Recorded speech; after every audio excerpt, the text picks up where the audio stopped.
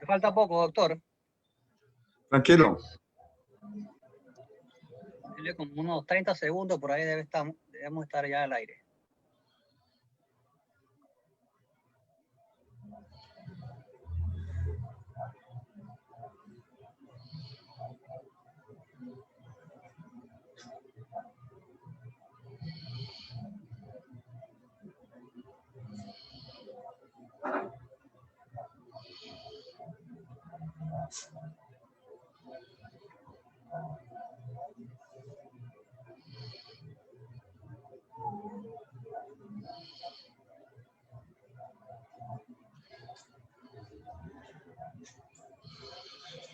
Yo he estado con ellos en varias...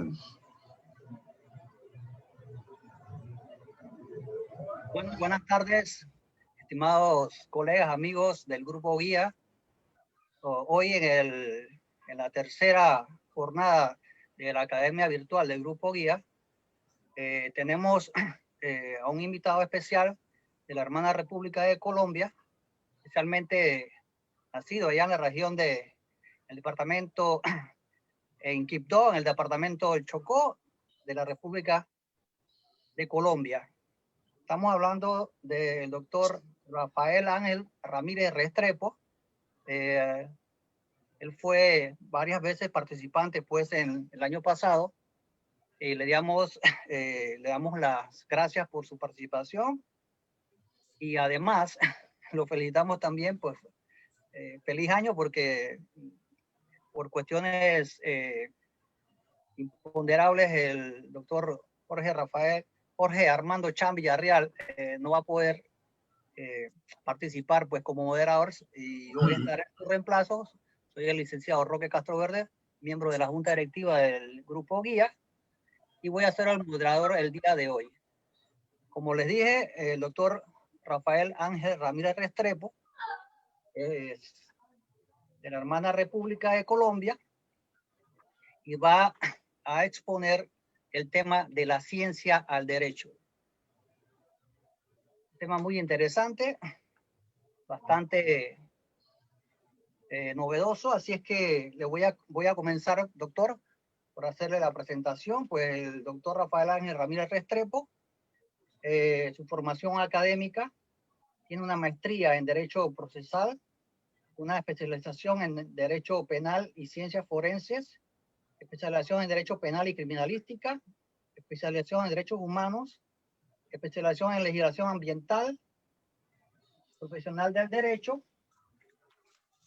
Como experiencia laboral, ha sido defensor público OEA en la Defensoría del Pueblo, defensor público, Defensoría del Pueblo, OEA Medellín Regional de Antioquia, defensor público de la Defensoría del Pueblo, OEA Medellín Regional de Antioquia, defensor público también de la regional varias veces, porque estamos hablando de los años 2004, 2018, desde el 2017, 2018, defensor público de la Defensoría del Pueblo de la Regional de Antioquia del 2016, 2015, defensor público de la Defensoría del Pueblo en Medellín, 2014, 2011, 2008, y tiene contrato vigente actualmente con la Defensoría para prestar servicios profesionales especializados de abogado en forma personal con plena autonomía técnica y administrativa para la representación judicial o extrajudicial de los usuarios del servicio. Doctor, usted también me informó que está realizando el doctorando, la tesis doctoral, creo que era en Derecho Penal, no sé si me equivoco. En Derecho Procesal Contemporáneo. Derecho Procesal Contemporáneo. Bueno, doctor, bienvenido. El Grupo Guía le da la bienvenida y los oyentes y participantes pues estarán ansiosos por recibir pues esos conocimientos que usted posee y que muy amablemente y de forma muy desprendida pues nos va a brindar. yo le haría la pregunta, de la ciencia al derecho, en términos comunes o en términos jurídicos, esa dos ciencias o dos ramas o dos materias como muy diferentes, ¿no? ¿Cuál es la relación que va desde la ciencia al derecho? ¿Cuál es esa relación esencial que se desprende de esas dos grandes materias o ciencias de la, del común acá de la sociedad? Bueno, muy bien. Buenas noches ya para todos los que nos escuchan por este medio, por medio de Facebook. Quiero manifestar que me encuentro aquí con el compañero Jason Puerta. Saludo acá, colócate acá para que saludes allí en la cámara. En la cámara, un saludo. Y aquí, no te ves todavía, ¿sí? Sí. Buenas tardes para todos. Buenas tardes, saludos. Listo. Bienvenido. Jason Puerta es un compañero también de académico aquí, chocuano, magíster en Derecho Procesal Penal, con el cual pues más adelante estaremos también interactuando por intermedio del compañero Chan. Licenciado Castroverde, a ver, sea lo primero pues agradecer a ustedes que en este nuevo año gentilmente me tienen en cuenta para poder aportar y desarrollar con ustedes múltiples actividades que desde luego sé que esta situación especial va a mejorar y pronto estaremos allá de manera presencial pues en Ciudad de Panamá. Así es, así será. Con respecto a la pregunta que tú haces de la ciencia al derecho, es bueno tomar en cuenta que en nuestros países latinoamericanos han ido acogiendo unas tesis sobre la ciencia, la misma que debe ser tomada en cuenta por todos los operadores judiciales de los diferentes países latinoamericanos. Para ello es importante analizar y tener en cuenta lo siguiente. Cuando tú haces la pregunta de la ciencia al derecho, es importante retomar el año de 1923, cuando en Estados Unidos se realiza un caso que es determinado el caso Frick. Caso Frick, un ciudadano que denuncia, mejor, que acepta un homicidio de una ciudadana en los Estados Unidos y posteriormente ya cuando se le lleva finalmente para la aceptación y la sentencia, el ciudadano varía La confesión. la aceptación de los cargos. Entonces la varía, ¿en qué forma? Dice, si seré yo el que maté realmente a esa persona, entonces, ¿qué es lo que hacen? Empieza a utilizarse allí la ciencia, lo del polígrafo. Entonces el polígrafo, este ciudadano empieza a realizar el polígrafo con pulsaciones aerostáticas y situaciones especiales donde finalmente no coincide la prueba del polígrafo con la manifestación que él hace. Es decir, para que haya una relación de causalidad entre un efecto y una causa, tiene que tomarse en cuenta que la prueba del polígrafo haya precedida de una confesión. Fue para el año de 1993 igualmente en los Estados Unidos cuando se presenta el caso Daubert. ¿En qué consiste el caso Daubert? El caso Daubert son dos hermanos de apellido Daubert quienes empieza su madre en el embarazo, empieza a tomar una droga denominada Bendentin. Esa droga Bendentin era para calmar dolores, náuseas y padecimientos especiales de las damas en embarazo. Entonces, inicialmente, ¿qué aducían los demandantes, la familia Daubert? Que el Bendentin había causado malformaciones en las extremidades inferiores de estos dos niños menores. Pero inicialmente Estados Unidos no acoge esa pretensión y la determina como que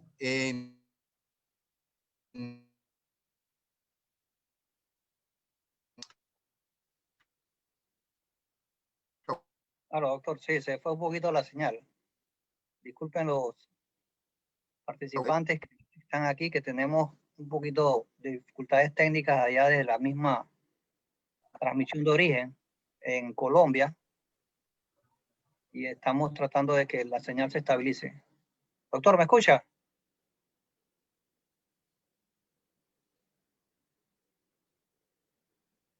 Aló, doctor.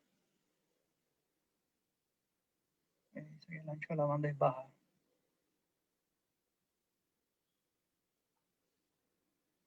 Doctor, ¿me escucha? Cuando me has perdido un poquito.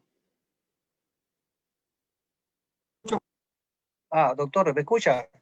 Sí, le escucho, le escucho. ¿Puedo Ah, continuar? ok. Sí, ya continúe. Ah, Ahora sí, ya te escucha bien. Perfecto. pero listo. Disculpen los Entonces, ¿qué participantes. decía yo? El caso Frick de 1923 no se tomó en cuenta con la prueba del polígrafo porque no había una relación de causalidad entre el resultado del polígrafo y la confesión del ciudadano. ¿Qué pasó entonces? Posteriormente a ello, en 1993 se toma el caso Daubert, criterios Daubert o reglas Daubert, también llamadas, para determinar la relación de causalidad que había entre el consumo de la droga Bendentin con las malformaciones que sufrieron estos ciudadanos, estos hermanos Daubert. Inicialmente se niega el caso en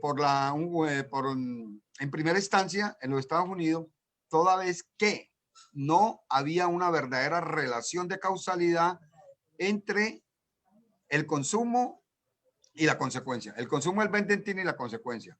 Y aplican el criterio, el caso Free. No hay una relación de causalidad.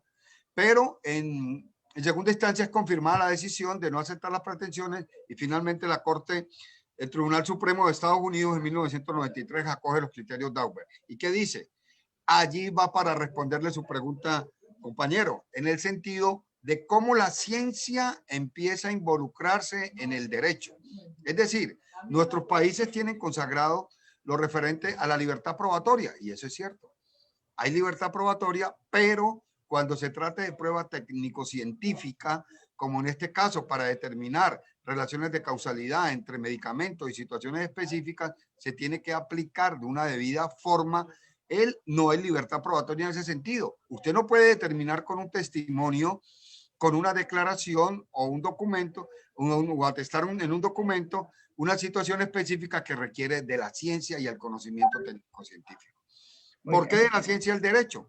Porque determinando en esta situación de los criterios Daubert, nuestros países fueron acogiendo los mismos y en nuestro Código Procesal Penal del año 2004 se acoge en el artículo 422 lo referente a esos criterios Daubert. ¿Qué son esos criterios Daubert? Primero que todo, que toda prueba que se presente o todo elemento material que se presente debe concebirse en un margen de error. O sea, ni siquiera el ADN, que es una prueba de mucha valía y de aplicación en muchos, para resolver casos concretos de derecho penal y procesal penal, se tienen en cuenta para ello. Lo que primero hay que determinar que los jueces tienen que resolver de acuerdo a qué, a lo que observen, a lo que aprecien, a lo que se les presente, a lo que llega al proceso. ¿Es correcto? Para ello, entonces, ¿qué podríamos determinar nosotros? ¿Qué es una prueba?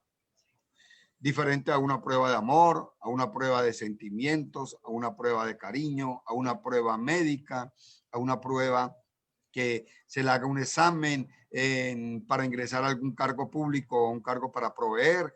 Y entonces a lo que nosotros nos interesa realmente la prueba es la prueba que vaya al conocimiento, a la búsqueda de la verdad.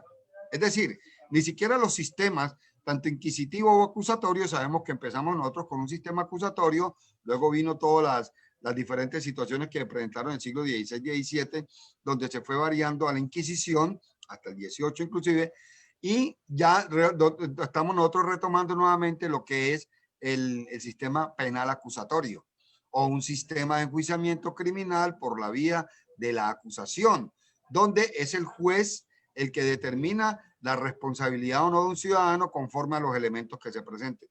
¿Cuál es el elemento que nos interesa a nosotros? Es de contenido epistemológico. ¿Qué quiere decir? La búsqueda de la verdad. Pero la búsqueda de la verdad, ¿a qué precio? ¿A qué precio? Con fundamento en esos criterios que se van a presentar para esa situación. Perdón, dígale que llega hasta la entrada de la casa. Que llega hasta la entrada de la casa. Y entonces, en esa situación especial, esa situación especial es lo que ha ido generando la gran pregunta que se ha hecho en el libro de la prueba de Michel Tarufo, que sabemos que recientemente falleció y se le hizo un gran homenaje en la barra interamericana. Que bueno, la barra interamericana de derechos humanos de Ciudad de México con el doctor Rubén Pacheco Inclán, también conocido por el compañero Chan y por el Grupo Guía. Se hizo una reunión con ellos para determinar como un homenaje a Michel de Tarufo, y donde se está creando una cátedra en la barra interamericana de abogados de Ciudad de México, la cátedra Michel Tarufo. Así la van a plantear ellos, y eso yo sé que va a generar muchas situaciones en múltiples academias, y que de pronto yo ya le explicaría bien, compañero Castroverde, para que lo realicen. Entonces, ¿qué nos dicen los criterios Dauber? Primero, que todo elemento de prueba que tenga un contenido epistemológico que vaya a buscar la verdad tiene que tener margen de error. Ninguna prueba llega al 100%, decía el ADN que debe llegar solo al 99%, llega al 99.9%. Que ese criterio o margen de error esté determinado por unos elementos materiales probatorios que lo sustenten en debida forma. Tercero, que esa situación tenga un conocimiento y un reconocimiento a nivel internacional, porque el perito debe, por último, demostrar su idoneidad. Usted no va a presentar a un perito médico en una audiencia cuando él va a tratar una situación específica psicológica o psiquiátrica. Él tiene que centrarse en las situaciones específicas de la medicina.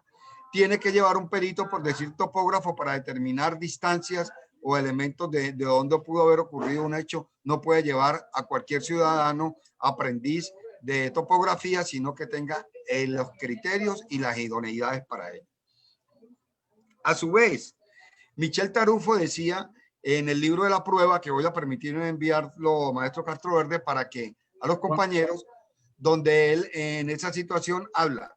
Entonces, si estamos buscando de llegar de la ciencia al derecho, debemos de llegar en una forma clara, concreta y precisa. Cuando eso no ocurre así y los criterios Dauber no se presentan de debida forma, estamos hablando de una ciencia basura. O sea, que la ciencia basura no puede generar derecho.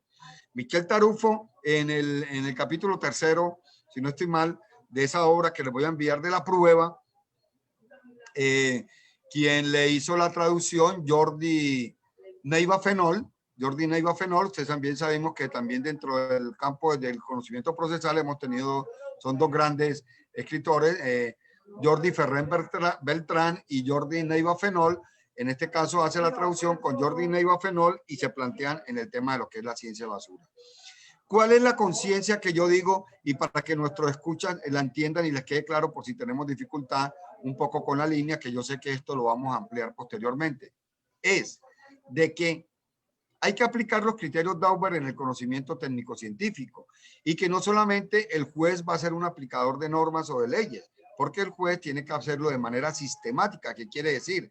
Tomar de diferentes aspectos. Por ejemplo, tomar sobre un aspecto técnico-científico, tomar qué avances ha tenido la ciencia en ese tema, cómo se han pronunciado los expertos, qué reconocimiento internacional tienen, y que la persona que se presente a suplir o mejor a desahogar o practicar ese elemento de prueba tiene que tener la verdadera idoneidad. ¿Qué sucedía, por ejemplo, con nosotros antes de la ley 906 de 2004, inclusive pero también en Panamá? Se tomaban en cuenta que el perito era la voz sagrada del proceso, y lo que determinaba el perito, aún así sin nosotros cuestionarlo, sin tener inclusive un esquema de testigo cruzado o de aprendizaje, el perito, lo que él decía era la última palabra.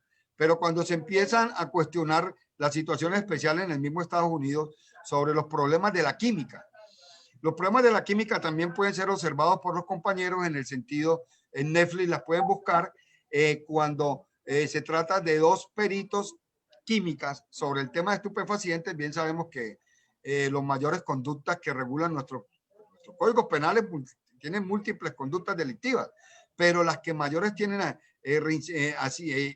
aplicación son el tema de las drogas, el tema de los hurtos, el tema de los homicidios y el tema de diferentes situaciones especiales que se van presentando para ellos.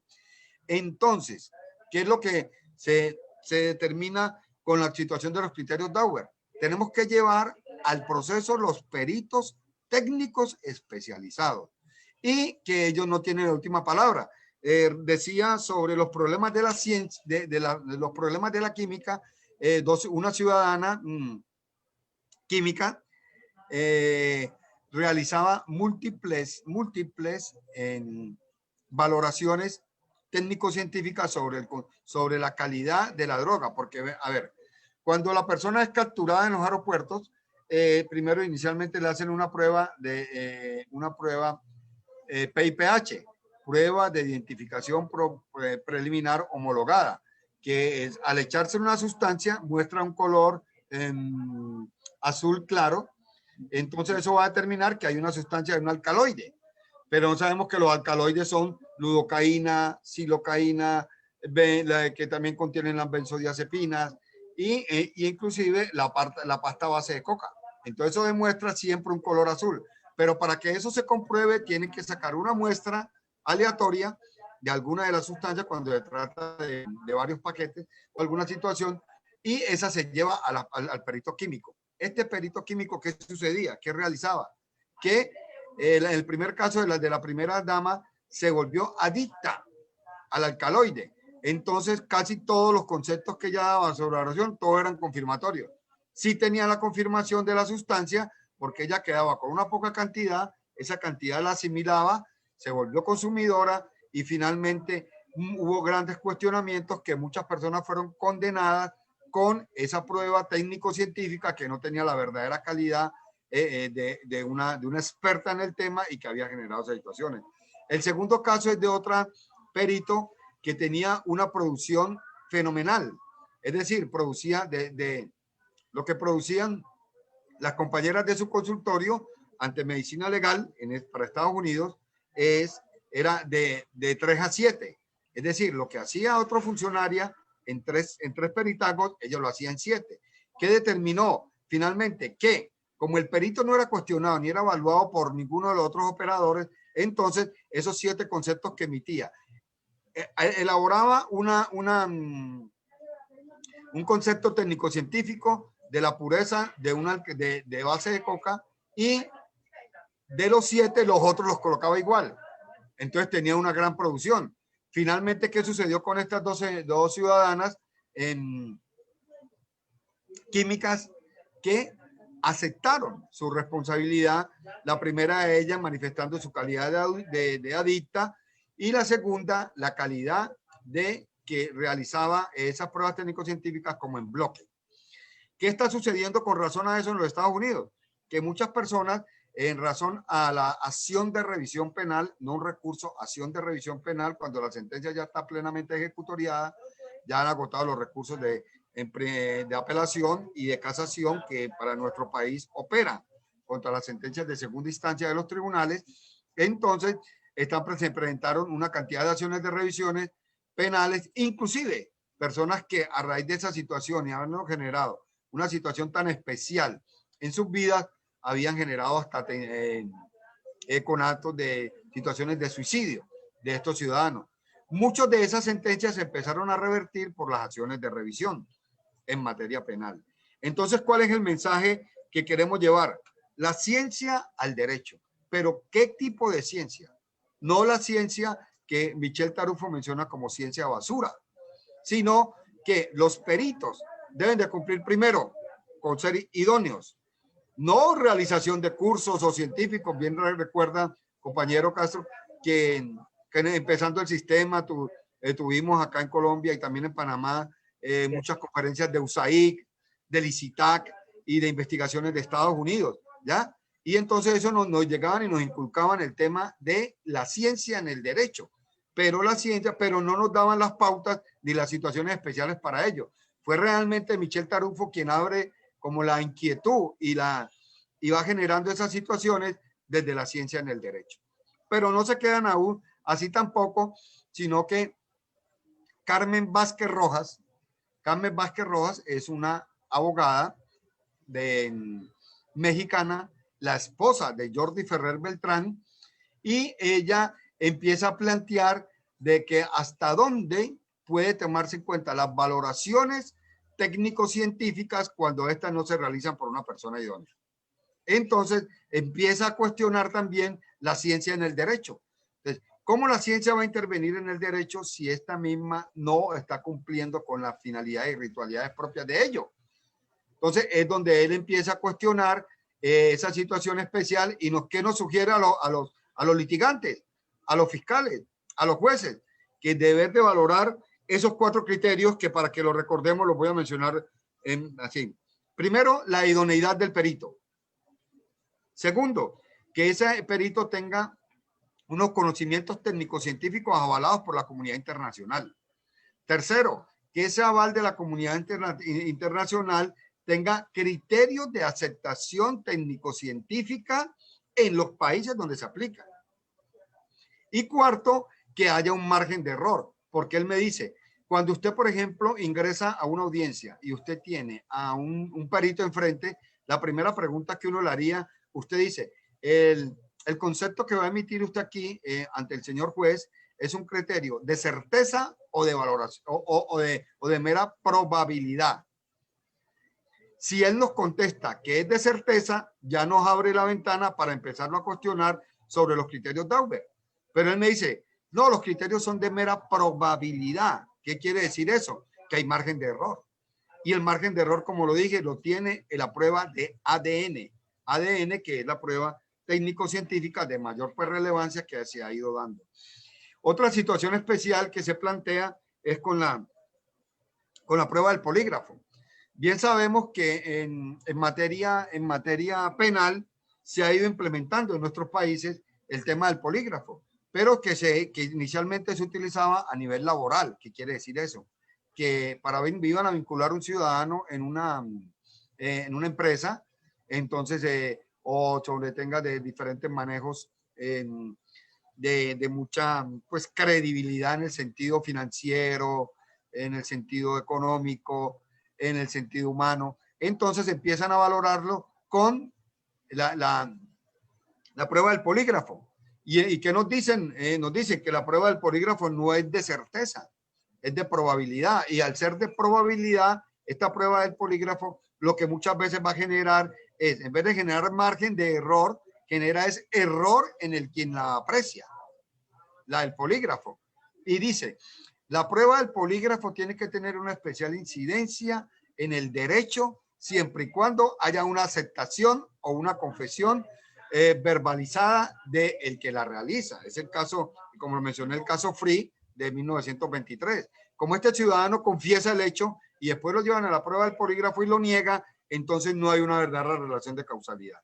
Eso es lo que se plantea y voy a permitirme, compañero, ya que pues la tecnología nos permitió avanzar un poco en ese sentido para coger y determinar que yo me encargaría de enviarles lo referente a lo de como el de las valoraciones técnico-científicas de parte del operador, porque hay que entender que el único que valora es el juez. La fiscalía o ministerio público no valora, el defensor no valora, sino que toma criterios de apreciación para determinar en su momento darle insumos a quién, al juez, mediante o sea, ¿cómo lo explicaríamos? Científicamente también, o sea, llenarle el torrente sanguíneo al juez para que éste de manera directa pueda resolver un caso. Y para resolver el caso tiene que tomar criterios de valoración.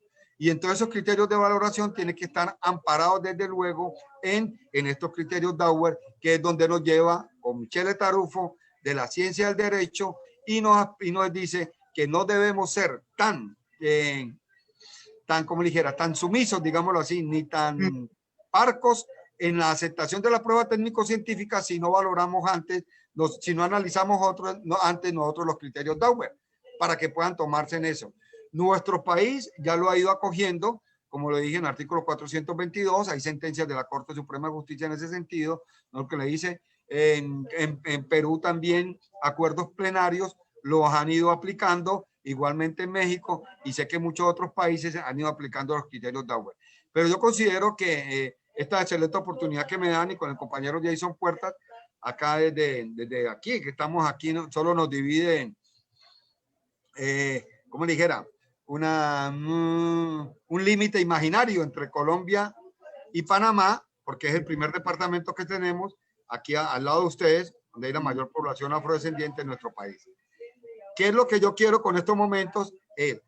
Hacer como este abrebocas y estaremos atentos para una segunda intervención, ya cuando los compañeros tengan la opción, primero, de leer el libro de la prueba, que se lo voy a enviar ya ahorita a tu WhatsApp, lo que es las valoraciones técnico-científicas de Carmen Vázquez Rojas, como dije, es una mexicana que ha ido a tener, es quien es de la Universidad de Girona, con razonamiento probatorio, y eso es lo que nos va a llevar a finalmente a determinar, compañero Castro, en lo que es la referencia a las valoraciones probatorias que realiza el juez sobre los criterios Dauer y cómo no debemos ser parcos y no debemos ser pues tan sumisos y aceptar todo lo que nos digan los peritos químicos cuando ellos tienen sus errores. Igual que el juez, doctor Ramírez, igual el juez tiene que aplicar también el estándar de los elementos probatorios, que es un estándar que además del razonamiento de la prueba, tiene que analizarse cuál es el estándar del elemento probatorio. Si el elemento probatorio reúne los estándares, como usted lo dice, es decir, que sea reconocido internacionalmente, que tenga un método científico y que se pueda demostrar científicamente, ya sea la certeza o la probabilidad, el margen de error, para ver que el juez pueda entonces hacer una valoración, digamos, más precisa de todo esa prueba, de esa libertad probatoria que existe acá en el Código Penal, Procesal Penal de nosotros, está en el artículo 376, que dice pues, que se admiten las pruebas siempre y cuando, pues, con la salvedad de que no sea prohibida por la ley, es decir, las pruebas que sean ilícitas o ilegales. Ilícitas ya hablamos de una nulidad absoluta y las pruebas ilegales pues serían valoradas ya de manera parcial, ¿no? En el tema del protocolo. Así es que sí, es bueno hacer ese ejercicio, doctor. Prácticamente en algunas, tenemos muchas, digamos, elementos parecidos en el mismo Código Procesal Penal de ustedes y el Código Procesal acá de nuestra República, en la Ley 63 de 2008, pero fue implementada aquí en Panamá en el 2011. Así es que en toda la República a partir del 2 de septiembre de 2016.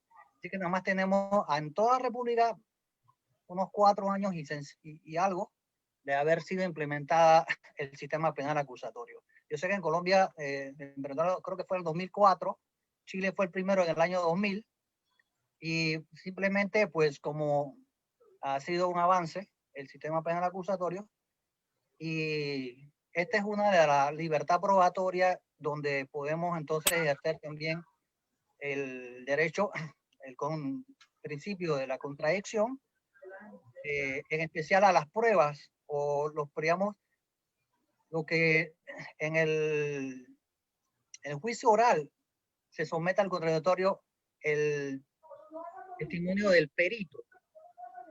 Correcto. Hay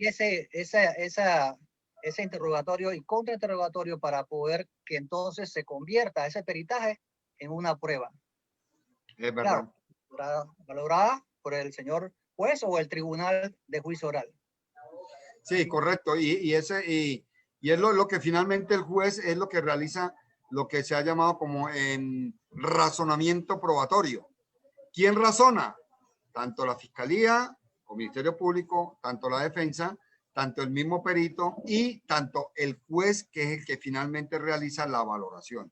El razonamiento probatorio implica para todos los actores del proceso y finalmente el que resuelve más allá de toda duda razonable es propiamente el juez, que es el director de la audiencia y es el que finalmente absuelve, y que yo siempre lo he dicho, es el que mejor debe estar formado y mejor preparado en esta sistemática procesal penal. Excelente. el compañero suyo, el doctor Puerta, iba a participar o... No, quería pues como hacerle la presentación inicial porque él lo vamos a tener en conferencias posteriores. Él terminó también magíster como en Derecho Procesal Penal y él nos va a acompañar posteriormente. Yo hablaré ya contigo y con Chan en una de las Claro, charlas, en las bien, conferencias para allá. excelente, excelente. ¿Qué más, doctor? A ver si... No, ese sería pues el aporte que quería darles y me gustaría que se hiciera una segunda sesión que la podríamos determinar, segunda sesión de la ciencia del derecho, ya cuando los compañeros hayan leído el libro de la prueba que ya lo voy a enviar de Michelle Tarufo y lo referente a Carmen Vázquez Ferrer, a Carmen Vázquez Rojas. Carmen Vázquez Rojas, sí, excelente, doctor. Gracias por esa gran aporte. Yo lo voy a compartir acá en Panamá para que digamos, los participantes, colegas y amigos del grupo guía lo puedan eh, recibir a través del WhatsApp. Lo voy a compartir y entonces en una segunda oportunidad, como usted bien mencionó, entonces tendríamos el honor y privilegio de volverlo a tener para Correcto. entonces hacerlo un poquito más interactivo porque en el Facebook a veces hacen preguntas y ahora mismo por la premura del tiempo que tuve que, digamos, tomar la batuta de moderador de manera muy urgente prácticamente como en el argot de político se dice el entrar de bateador emergente, o sea, rápido. Y para cubrir la ausencia del profesor Jorge Armando Chan Villarreal, que es que, bueno, como usted Claro. sabe, él tiene unos compromisos laborales muy importantes y no pudo atender lo que él quería, pues él me solicitó que lo Sí, reemplazara. De todas maneras, y qué quería decir para hacer una sugerencia pues respetuosa al grupo guía y incluso a la misma Universidad de Panamá, de que a raíz pues del gran aporte que dio Michel Tarufo a la ciencia y al derecho especialmente, con todos sus elementos, tengo también que me voy a permitir reenviar un poco más de 15 obras que tengo de él, que tuve la oportunidad en 2019 de estar reunido con él en Medellín y él de manera personal me envió pues a mi con el WhatsApp como 15 obras de él y creemos que podemos generar una sesión con el grupo guía de solo de Michele Tarufo y vamos cogiendo obra por obra de él y que pues, los compañeros se vayan ilustrando en la misma, por decir algo, en el tema específico de la casación, el vértice ambiguo que habla Michel Tarufo. Vértice claro, ambiguo es cuando ya el proceso llegó a la segunda instancia y qué es el camino que le queda. Entonces recurrir por vía de casación porque casar es modificar para ver la posibilidad de modificar o no la sentencia. Entonces, una sugerencia que le vamos a hacer al compañero Chan y a todos los sí, asistentes de una cátedra Michel Tarufo. sí, sería como si fuera una serie, ¿no? Una serie por capítulo, eh, tomamos una obra, la analizamos, hacemos todo esa mecánica académica de analizar y de construir algunas ideas y igual ir empapándose en la parte doctrinal del derecho penal y en ese tema pues nos agradaría mucho. Yo pienso que es una gran idea. Así es Bueno, que parece muy bien. Así es que no sé si tiene alguna otra inquietud, doctor. por el momento yo creo que es un gran avance y vea que estamos en el tiempo y por eso no quise faltar pues a esta excelente charla con ustedes, que ya creo que es la segunda, tercera ocasión que estamos y Hay sé que otra, vamos a seguir más y no olvide que estamos aquí muy cerca, que en cualquier momento nos digan, bueno, necesitamos aquí con el compañero de Edición Puerta, inmediatamente volamos allá a Panamá. no se preocupe, lo tenemos en cuenta siempre. Hemos tenido unos intercambios muy interesantes. Eh, Nosotros, como grupo guía, nos interesa mucho el intercambio de opiniones, las experiencias suyas, por ejemplo, en Colombia y de otros países. Es muy bueno hacer este tipo de ejercicio porque eso genera debate, ¿no? Eso genera interés. Y además de eso, en ese proceso también se aprende. Eh, Correcto. uno compartiendo los conocimientos, pocos, humildemente, pero tratando de que aportar algo a la sociedad.